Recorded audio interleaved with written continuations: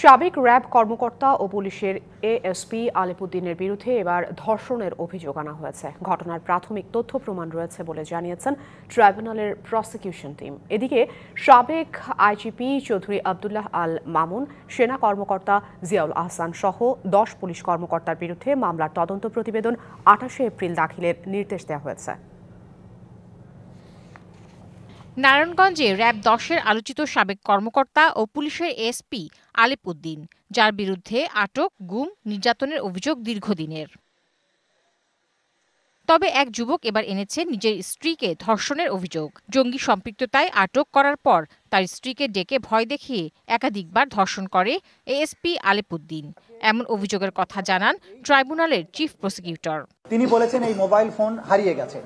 তার এই বক্তব্য সন্তোষজনক নয়, কারণ মোবাইল ফোন থেকে তিনি সোশ্যাল মিডিয়াতে বক্তব্য দিয়েছেন 5ই আগস্টের পরে। সুতরাং তার এই মোবাইলে গুরুত্বপূর্ণ এভিডেন্স আছে, এটা আমরা আমাদেরকে যে কোনো মূল্যে পেতে হবে। এছাড়া পুলিশ কর্মকর্তা মহিউদ্দিন ফারুকীর বিরুদ্ধে গুম ও নির্যাতনের অভিযোগ আনা হয়েছে। দুজনের বিরুদ্ধে তদন্ত প্রতিবেদন দিতে 28 মে দিন ধার্য করা হয়েছে। মাঠের অলরাউন্ডার আমি, আর ঘরের allrounder Tylox. Tylox toilet cleaner, clean মানেই টাইলক্স।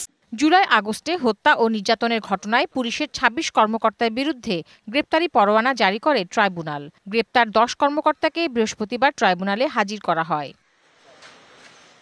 ছাত্র জনতার আন্দোলনে গুলি চালানোর বিষয়ে জানতে সাবেক আইজিপিকে একদিন জিজ্ঞাসাবাদ করতে চায় ট্রাইব্যুনাল।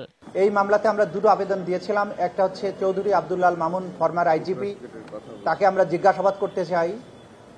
যেহেতু তার নেতৃত্বে, তিনি পুলিশের প্রধান ছিলেন, তার নেতৃত্বে সেই জুলাই আগস্টের সমস্ত হত্যাকাণ্ড, মানবতা বিরোধী অপরাধ সংগঠিত হয়েছিল।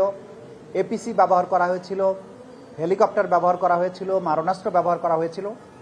এই বিষয়ে তিনি আগে একটা জবানবন্দি দিয়েছেন। সেই জবানবন্দির সূত্র ধরে আরও অনেক তথ্য, যেগুলোর ব্যাখ্যা তার কাছ থেকে আমাদের দরকার। আইন শৃঙ্খলার 10 কর্মকর্তাকে পাঠানো হয়েছে কারাগারে। Tahsina Jesy, DBC News, Dhaka.